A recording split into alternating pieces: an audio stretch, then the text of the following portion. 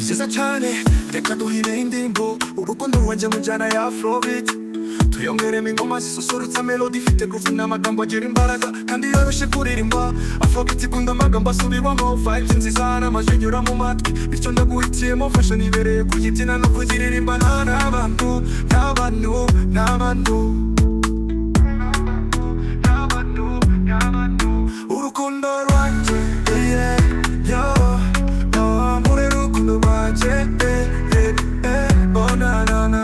Nahise ngukunda sinabizi, uko wanyitegereje byanyuze, ujya usanga mu nzozi zanjye nacyo nifuza uretse wowe baby. Oh baby uko useka ndanyurwa, iyo umpamagara umutima urasimbuka, ntushobora kubibona ariko urishimye ry'Imana. Urukundo rwanjye ni wowe ni wowe mpora ntekereza, iyo uri hafi ndatuza ari wowe nshaka buri munsi urukundo rwanjye ni wowe mpora ntekereza, iyo uri hafi ndatuza ari wowe nshaka buri munsi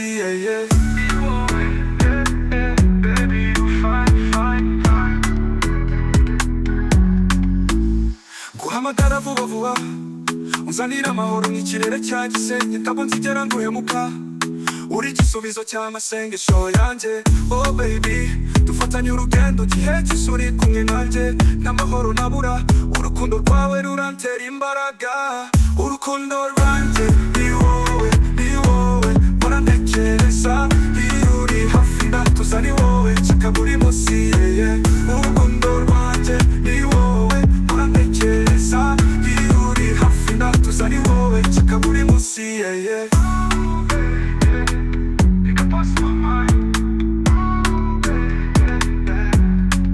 Simba na wede, Simba na wede.